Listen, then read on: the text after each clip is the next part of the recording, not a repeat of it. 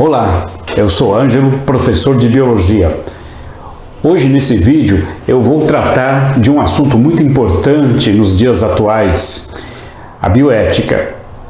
Repare bem, é um tema muito delicado, porém não é tão atual quanto parece.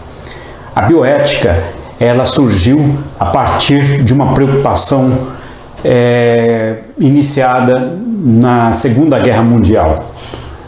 É uma preocupação em relação aos horrores que aconteceram naquele evento que marcou a humanidade. A partir de então, aquilo tudo que aconteceu gerou uma grande movimentação para que aquelas coisas não acontecessem mais. Então, é necessário que a humanidade tome algumas providências para que certas coisas não aconteçam mais, certos equívocos em relação à nossa conduta. São grandes prejuízos que nós causamos aos nossos semelhantes em relação aos nossos interesses em relação à ciência. Muitas vezes nós não respeitamos, o outro ser vivo, que também padece de sofrimento e sente dor. Na verdade, nós podemos tomar como um marco inicial a Segunda Grande Guerra. Nós sabemos que naquele momento o mundo passou por sérias dificuldades em relação à fome, a doenças, ao conflito em si, à destruição de nações e várias coisas que aconteceram e que marcaram a humanidade. Mas, em particular, nós vamos tratar de algumas coisas que são as experiências científicas que aconteceram ao longo daquele período. Pois bem, nós sabemos que a Alemanha nazista, ela causou um terrível mal dentro da sua ideologia, mas comentando isso, a gente pode dizer que não foi apenas no campo político. Na verdade, nós temos aí muitas pessoas envolvidas, uma sociedade inteira, que se envolveu nesse movimento todo, inclusive cientistas, que tinham uma farta oferta de seres humanos, e que, por serem tratados como pessoas inferiores, eles acabaram servindo de cobaias para muitas experiências ao longo daquela terrível fase da nossa história.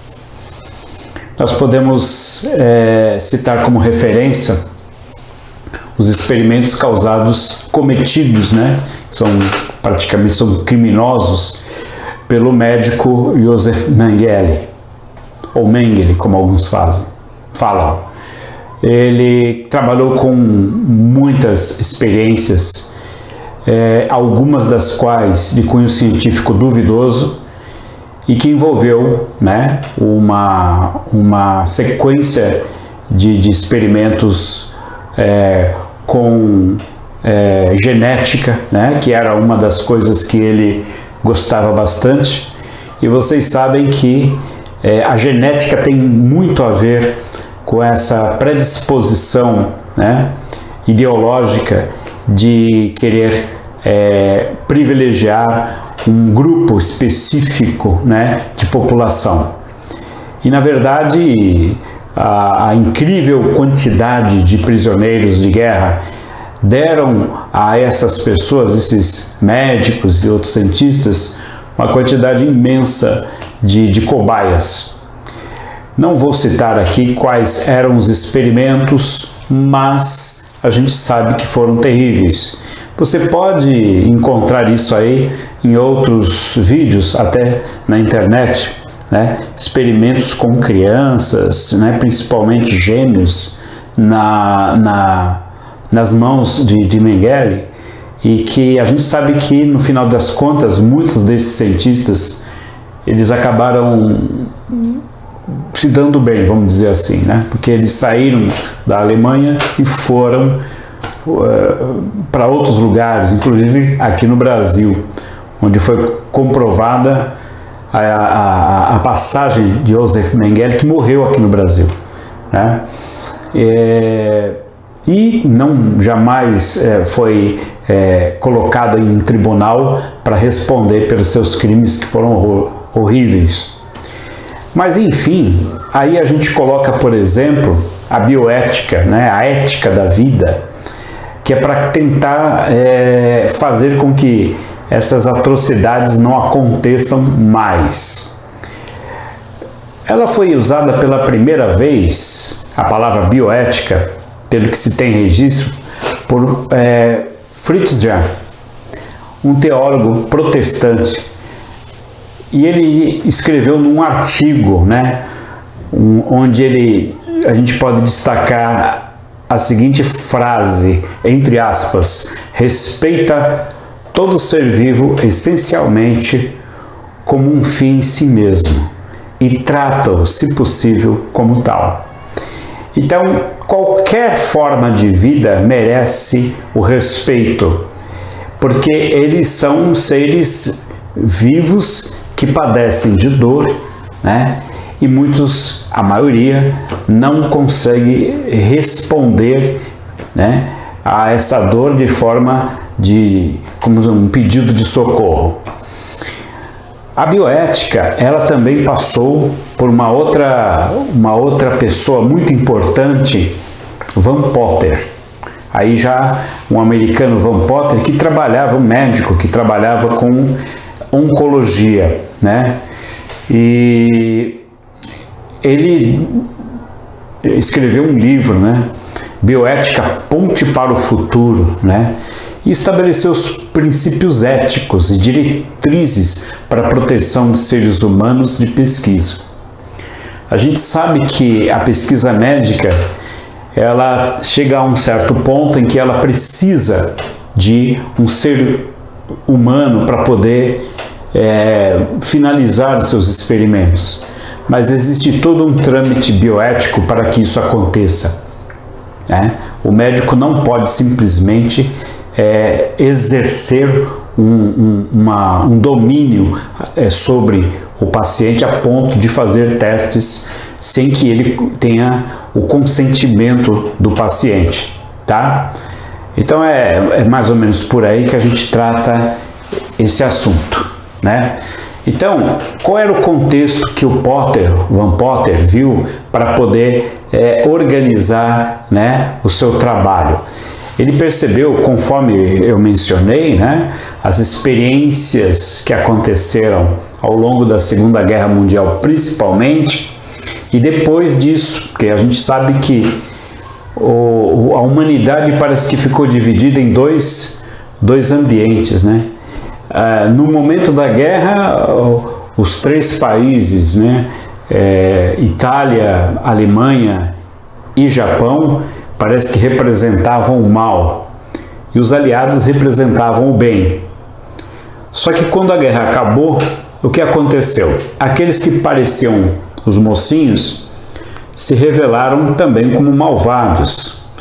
Haja vista a grande quantidade de experimentos que tanto o lado comunista, né, liderado pela União Soviética, então, como pelo lado capitalista, cujo protagonista eram os Estados Unidos e são até hoje, eles realizaram experimentos com pessoas, inclusive, e animais, a ponto de estabelecer uma nova ordem mundial, ou seja, qual é a melhor proposta de política e de economia, a comunista ou a capitalista.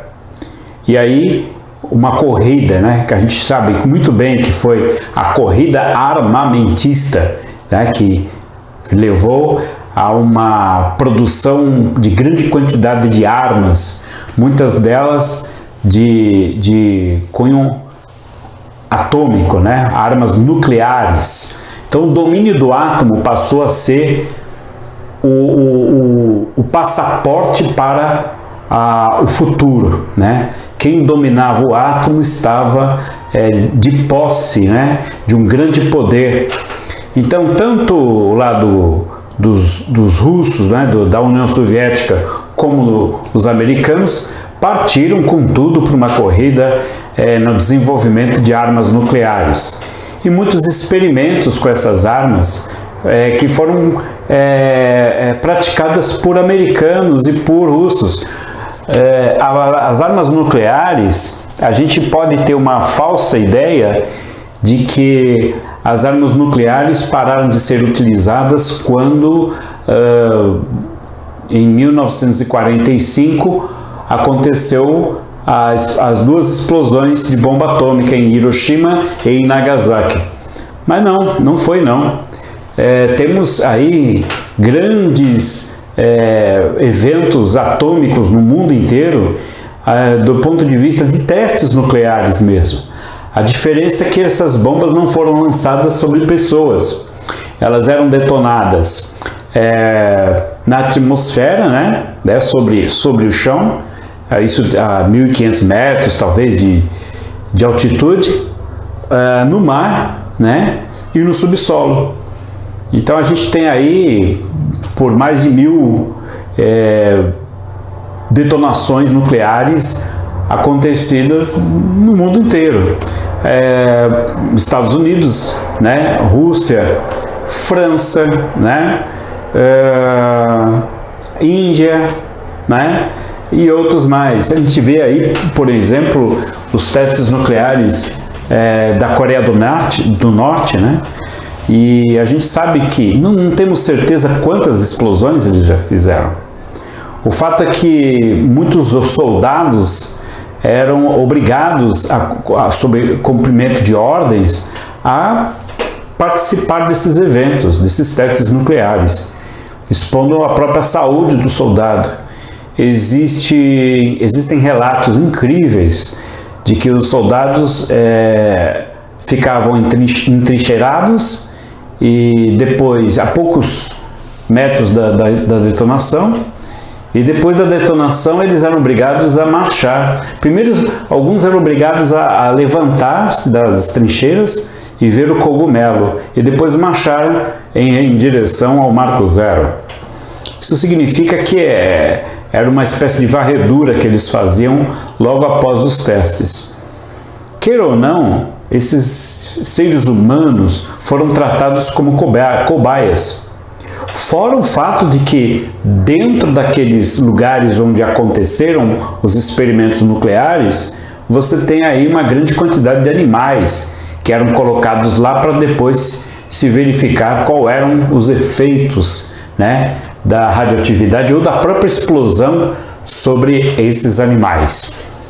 Então, isso aí você tem até pouco tempo, né? O século XXI entrou com testes nucleares na Coreia do Norte.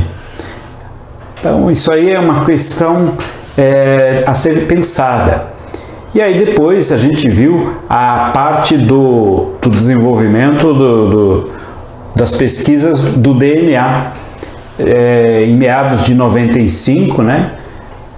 95 até 98, você viu aí, por exemplo, o término do projeto Genoma, que mapeou completamente o DNA humano. Então agora a gente vê, né, que o grande barato das nações agora é dominar o DNA, não é mais o domínio do átomo, né? Fazer experiências com o DNA.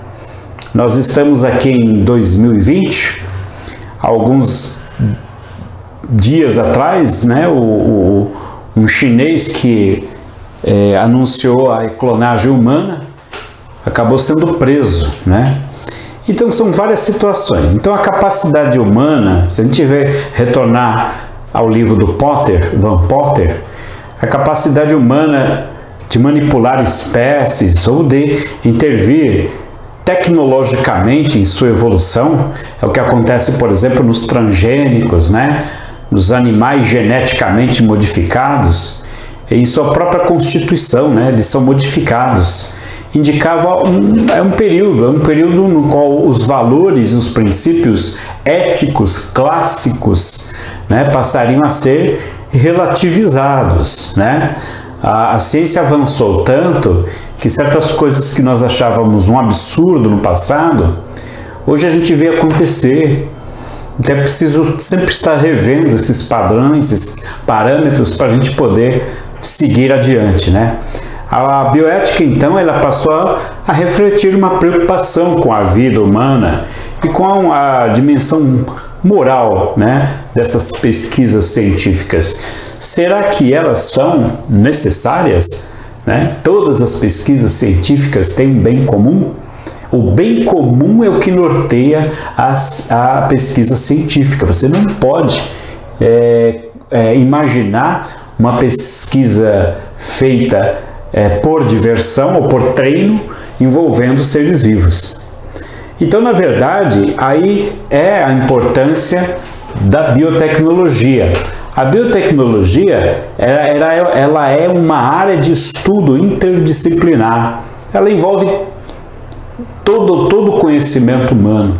É uma área de estudo interdisciplinar que envolve a ética e a biologia, tá?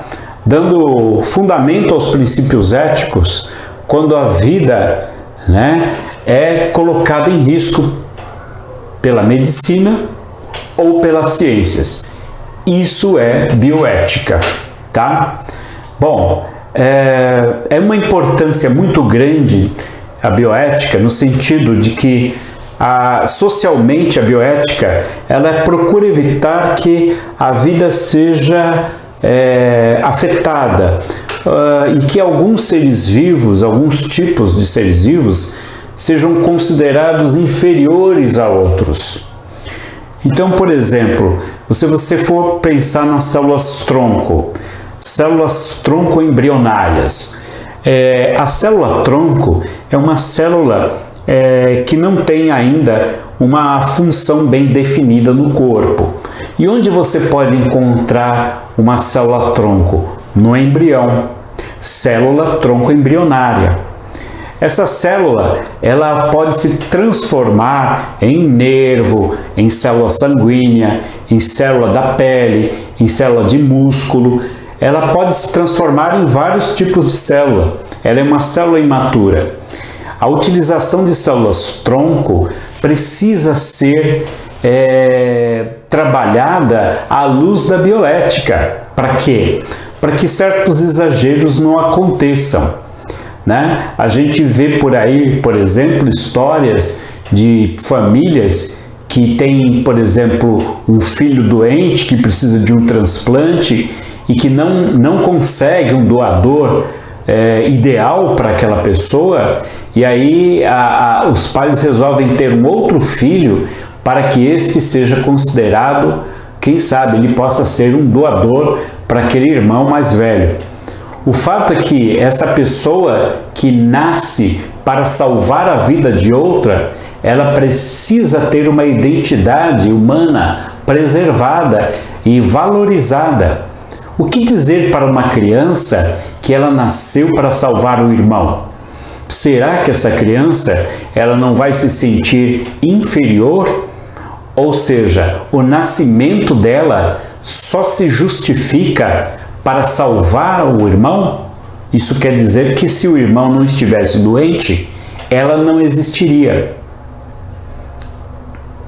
A gente pode imaginar, por exemplo, que se um irmão mais velho precisa de um transplante de medula, dependendo da situação, da urgência desse transplante, pode-se não esperar os 9 meses de gestação, pode-se abreviar isso. Para quê? Para que se faça logo a doação. Ou por um método invasivo, onde se retira essas células ainda do embrião, ou seja, causando algum tipo de sofrimento intrauterino, Para isso se observa, por exemplo, um prazo de 3 meses de gestação, né? Para que ele tenha, segundo a ciência, a incapacidade de sentir dor, né? Quer dizer, ele não tem a consciência, ele padece de uma senciência, né? Ou até mesmo o aborto, para que possa salvar o irmão. Ou seja, ele é apenas um fornecedor de células. E aí também a gente pode, já que falar tipos de vida sejam considerados inferiores a outros, o que dizer do que a gente faz com os animais? Animais que são usados como alimento, animais que são utilizados em testes farmacológicos, né? Testes da indústria farmacêutica, na parte de cosmético, na parte de medicamentos. Esses animais, né, eles podem morrer por conta disso, ou seja, eles não sabem se comunicar e eles são tratados como um intermediário para se testar medicamente, principalmente os mamíferos, né, que fisiologicamente são muito parecidos com os seres humanos, tá? Então, são várias as áreas, né, temas que a bioética envolve, o próprio aborto, né, a eutanásia, né, que o direito de se desligar um aparelho para proporcionar a morte da pessoa. Veja bem, muitas vezes a ciência tem muitos recursos para poder salvar a vida de uma pessoa, mas será que isso não significa prolongar o sofrimento? Então, até que ponto isso é necessário? Tratar a pessoa de uma forma indigna, porque está prolongando uma angústia, um sofrimento, uma dor. E o suicídio assistido, por exemplo, que é outro fator, que significa, a maioria, quando a gente pensa em suicídio, a gente ouve aquelas notícias assim, que a pessoa foi encontrada sem vida, né? E que se suicidou, há indícios de suicídio. O suicídio geralmente é cometido em segredo. O suicídio assistido não. Existe um desejo do doente, por exemplo, há um desejo de se colocar um ponto final à vida de uma forma digna. A pessoa, cansei de sofrer dessa doença e eu peço, né, à justiça, ao médico, converso com os familiares para que haja um suicídio assistido, tranquilo, não traumático. Existem lugares por aí, pelo mundo, em que isso é permitido. Inclusive, existem lugares onde você paga para morrer, né?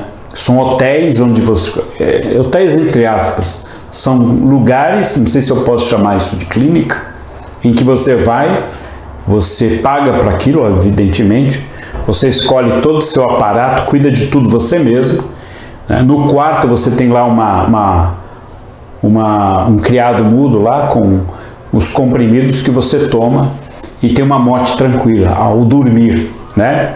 Então repare bem, a morte dos sonhos que todo mundo quer ter, né? Morrer dormindo. Então existe essa situação. A clonagem, né? Que também é uma situação constrangedora para a espécie humana.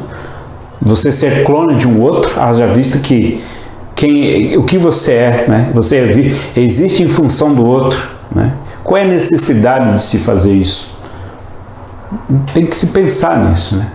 Ou seja, um animal ou uma pessoa, né? Um animal clonado, qual é a necessidade disso, a não ser desenvolver uma técnica científica? A ética médica é pautada basicamente em dois princípios fundamentais, né? Que é causar o bem e não causar o mal, né? E os princípios de Aristóteles, né?